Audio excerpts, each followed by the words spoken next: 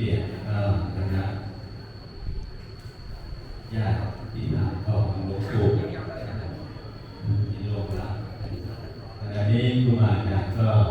ได้เข้ามาในศาลาเพื่อจะได้ประกอบพิธีดังนั้นก็ขอประชาชนได้บอกกล่าวพยานโยมที่อยู่ด้านนอกเมื่อท่านรับประทานอาหารเสร็จหรือว่าทำภารกิจส่วนตัวเสร็จก็ขอ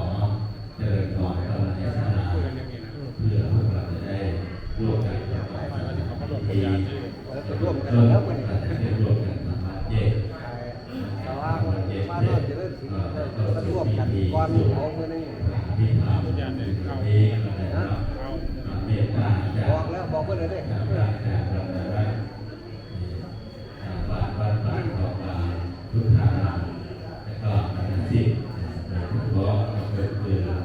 หลวงพ่อแจ่มแล้วก็แม่พระยองก็ได้มีพิธีมาร่วมเป็นเจ้าภาพในครั้งนี้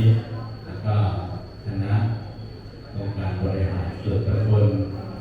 โดยการนำของท่านนายกแล้วก็คณะญาติโยมมหาสิทธิดวนแล้วก็คณะญาติโยมที่เดินทางมาจากวัดต่างๆที่ครูบาอาจารย์ได้ท่านชวนมาดังนั้นก็ขอประชาสัมพันธ์อีกครั้งหนึ่งให้เข้ามารวมกันเพื่อจะได้ประกอบพิธีทำวัดเย็น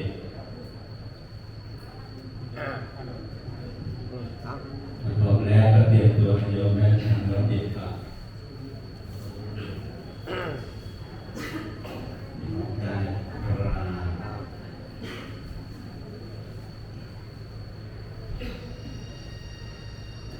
แม่งง่วง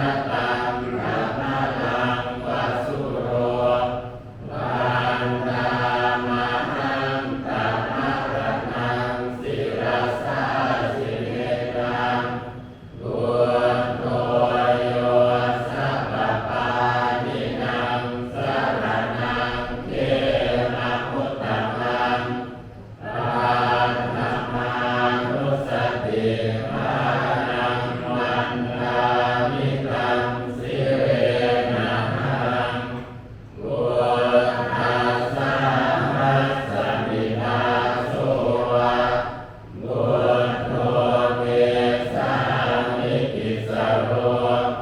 บุญโทดุขัสสะทาตาจาวิหาตาจาหิตัสสะเมบุญทัสสะหังนิยาเดมิสาริรังชีวิตังจิตังปันนันโตหังจริสามิบุญทัสเสวะสุโคติตังนาทิเมสรณังอัญญังบุญโทเมสรณังวรังเอเตนะสาจวัชเชนะวันเทยังสาธุสาสเนบุญธรรมเมวันธรรมาเนนะยังบุญยังปัสสุตังยิทาสาเปปิอันตรายาเมมาเหสุงตัสสะเตสัสสะ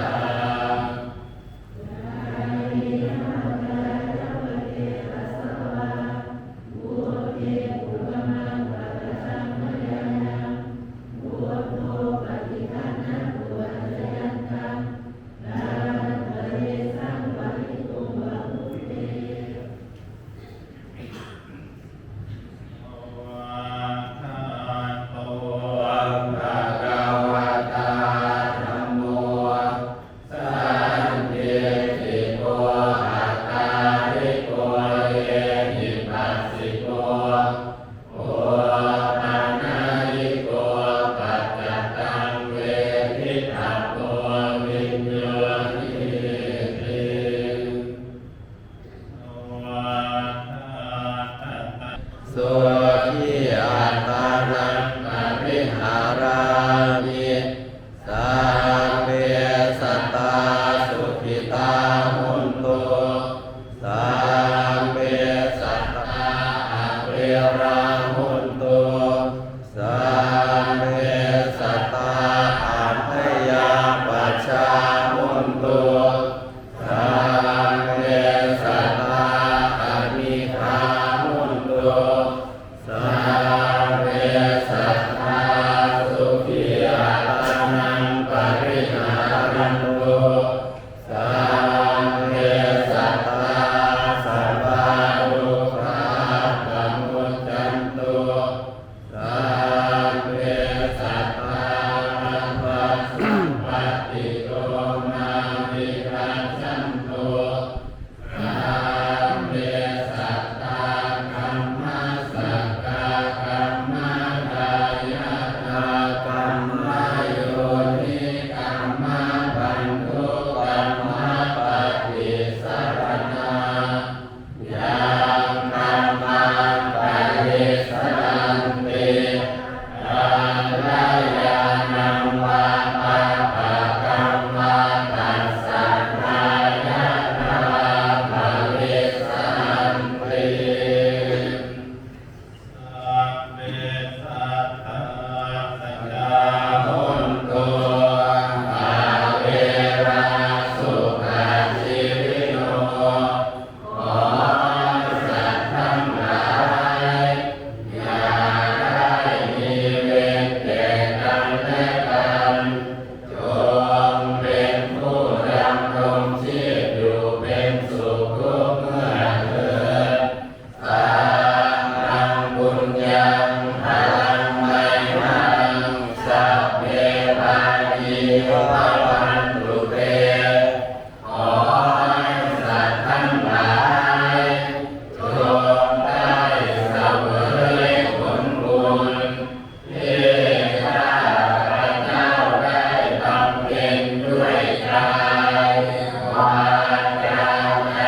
แล้วนั่นเถิด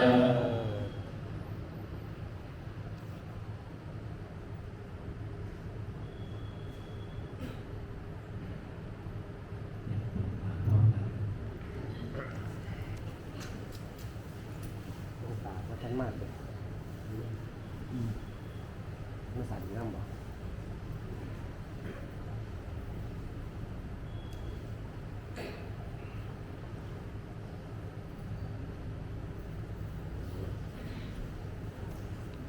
เด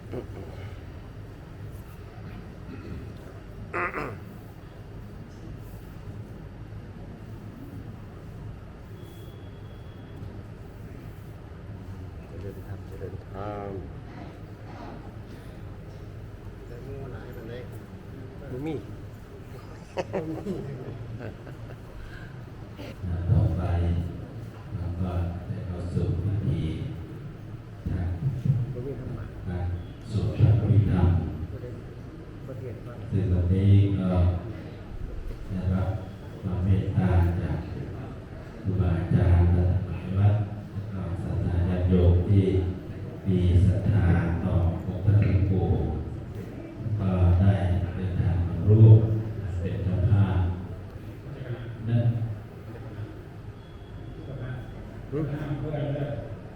อะไร ร่วมมา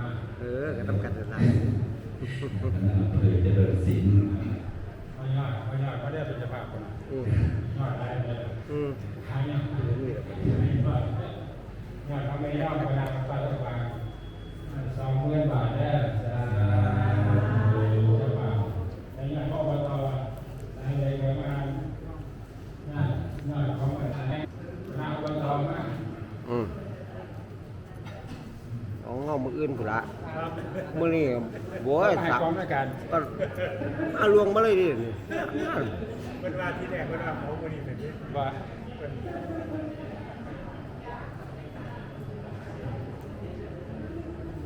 ไม่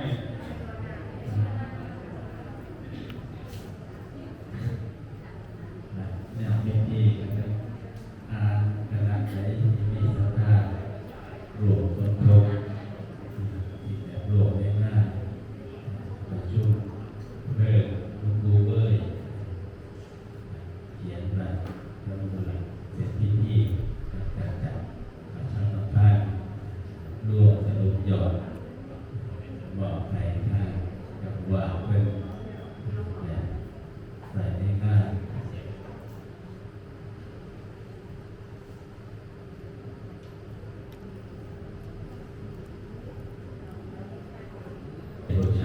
ต้องเป็น จุดเทียนว่าเนี่ยพวกผม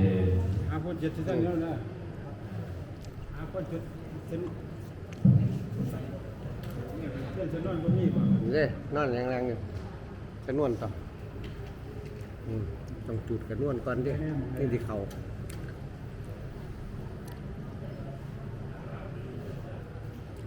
ได้ละผู้ได้ละนั่นบ่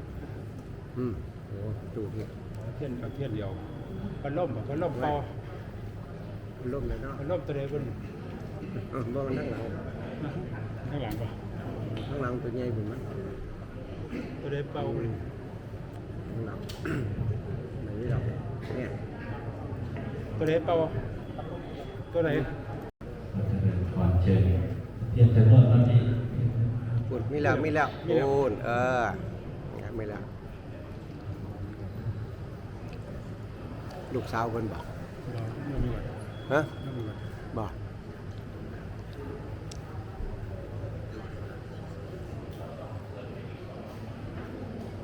เขาแจ้งมาเพื่อมาตาน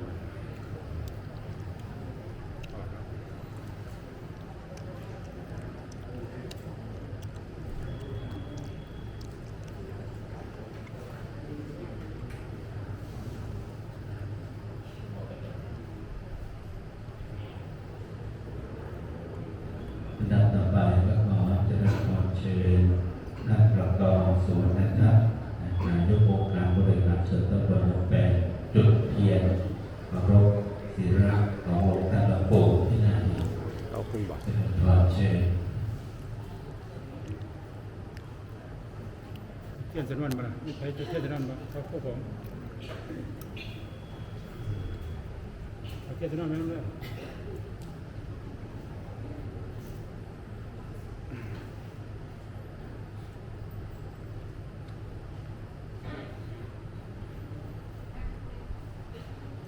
ทางคณะเจ้าภาพก็ขอกราบขอบพระคุณทั้งสามท่านที่ให้เกียรติมาเป็นตัวแทนเจ้าภาพในวันนี้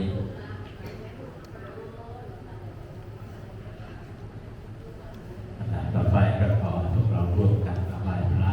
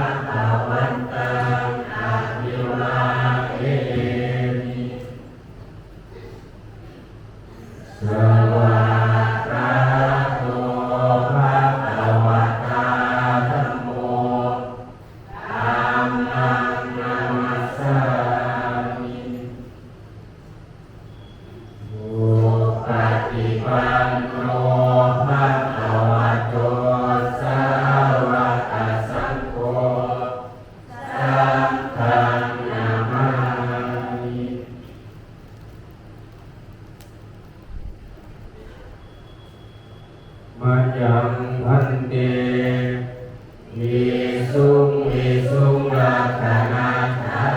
ยาอิสรเนนะสาปัญจศีลานิยจามาบุ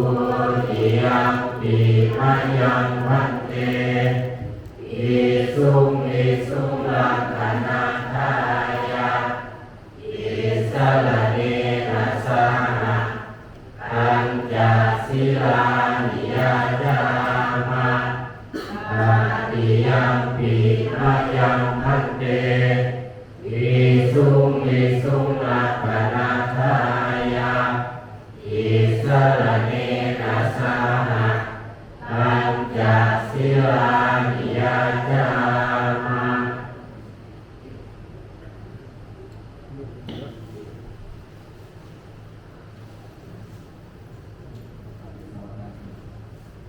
นะโม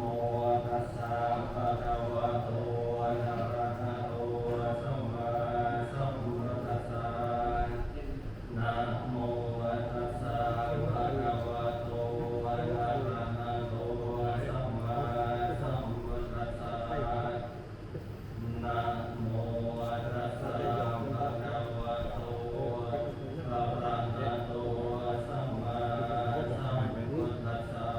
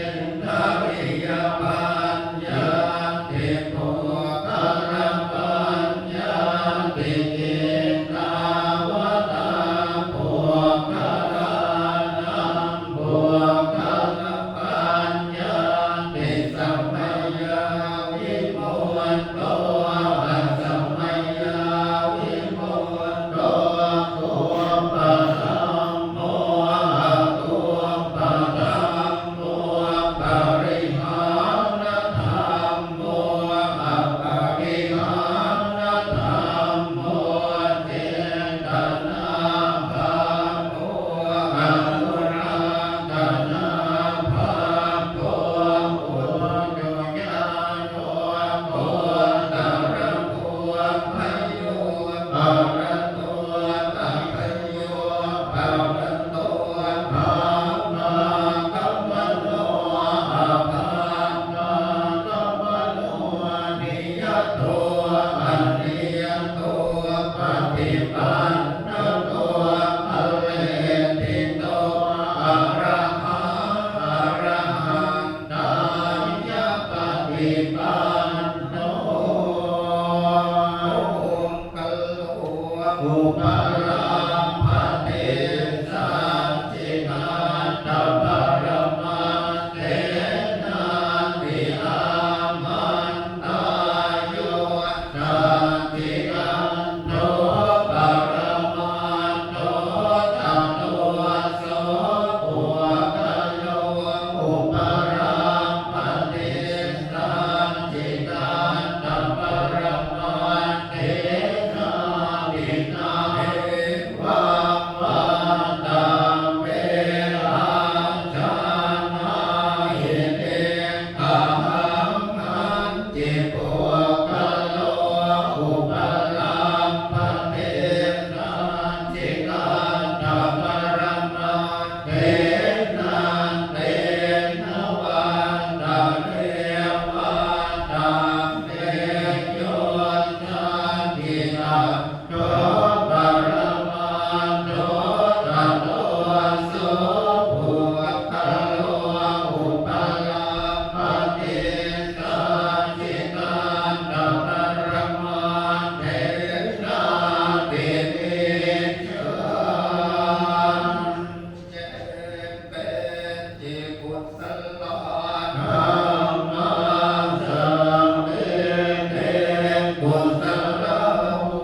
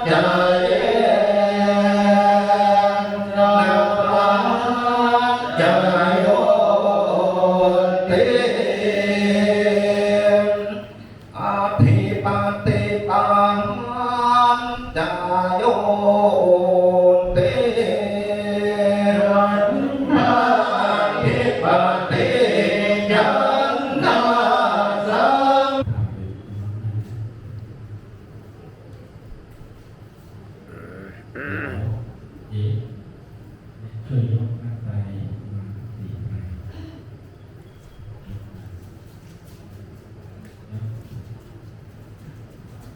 เดี๋ยวค่ะ ตั้งเทิงก็ได้ตั้งเทิงก็ได้จะไปตั้งตำ ยกหน้าผู้หัวใจมาสี่ครั้งนะ อุ้มมา เนี่ยก็จะเป็นการทอดผ้ามีกองสกุลมีแก้วผ้าเป็นสีท่านยกพระไตรมาสีไตรยกพระกลับสีไตรเชิญคุณแม่จำเนียนป้องปิดเป็นด้านหน้านะครับไม่ต้องนึกแบบ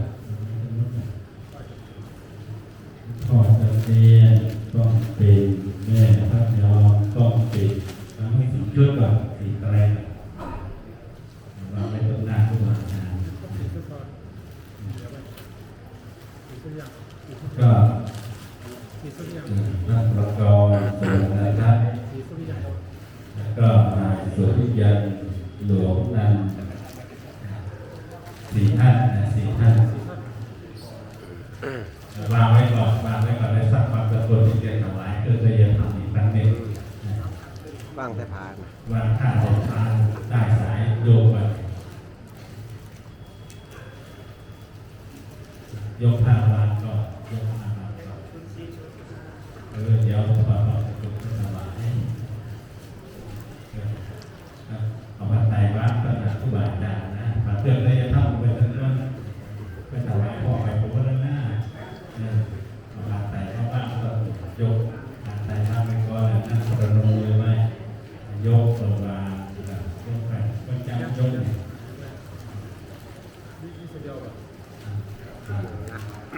นั่งประนมไว้นั่งประนมไว้วางไว้ก่อนเดี๋ยวเพื่อได้จะทานประนมไว้คือหมายฐานท่านพิจารณาครับคุณก่อน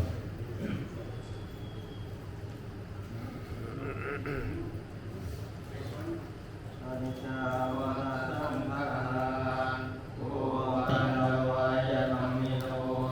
โอมัจจิตวานิรุทันติเต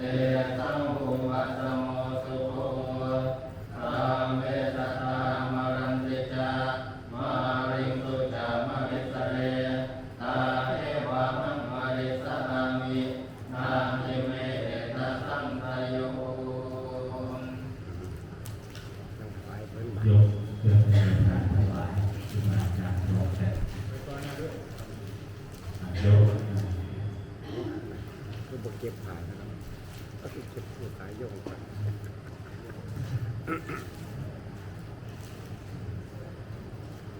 เจ็บได้ไหม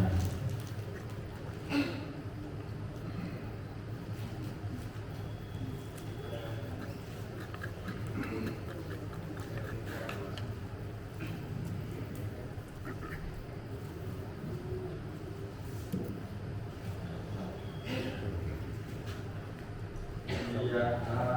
วะริวหาปุราปาริปุเรนติสาคังเอวะเมวะอิโตทินังเปตานังอุปกาปะเรอิสิตังปฏิตังตุมหังคิปะเมวะสมิจฉตุสัพเพปุเรนตุสังฆปาจันโทปนราโสยะถามณิโชเทราโสยะถา นิโยวิวันจันตุสัพพะโพโพวินา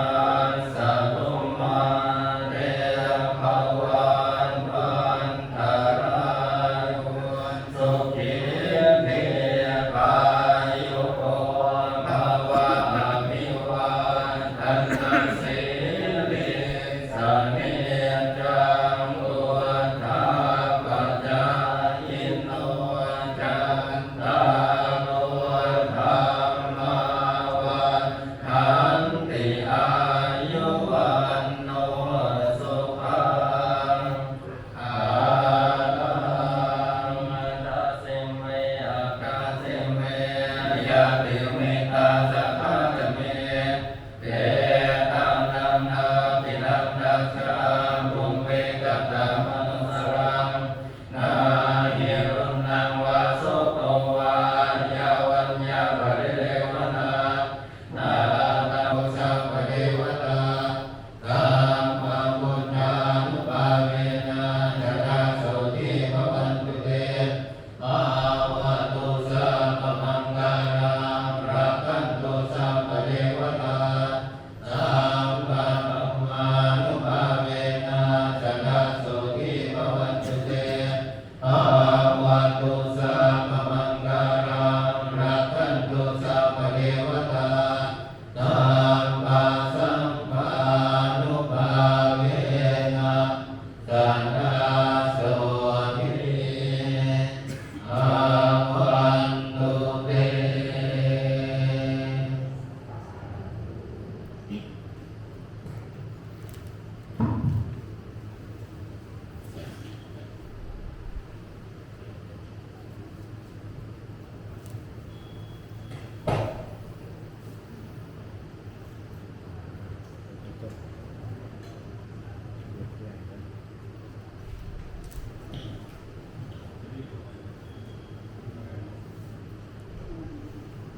เป็นประกาศนะได้พวกไม่ได้มากเลยงานร่วมคณะร่วมองค์ในทั้งหมดร้ายอะไรในที่ได้เลยว่าร่วมยอดทั้งหมดในวันนี้ที่เลยในอันนี้ เดินหุ้งแล้ว มีนี้ก็ความเมตตาจากพระแม่ครูอาจารย์และก็คณะศิษยานุศิษย์จากวัดต่างๆที่ได้มาร่วมสมทบในงานบำเพ็ญกุศลหลวงปู่เบยคือวันนี้ก็ได้รับความเมตตาพระอาจารย์โยมและก็พระอำเภอเจริญศรีที่มีอาจารย์บรรลักษ์ขอคณะศิษย์คุณแม่พ่อยอมคุณพ่อจำเรียนต้น20,000 บาทสาธุคณะลูกหลานของคุณปู่รวมยอด 8,000 บาทสาธุคณะลูกหลานบ้านหนองอะไรคณะลูกหลานอีกแหละ 4,000 บาทสาธุกองอำนวยการคณะญาติโยมที่มาร่วมในวันนี้ 32,000 บาทสาธุ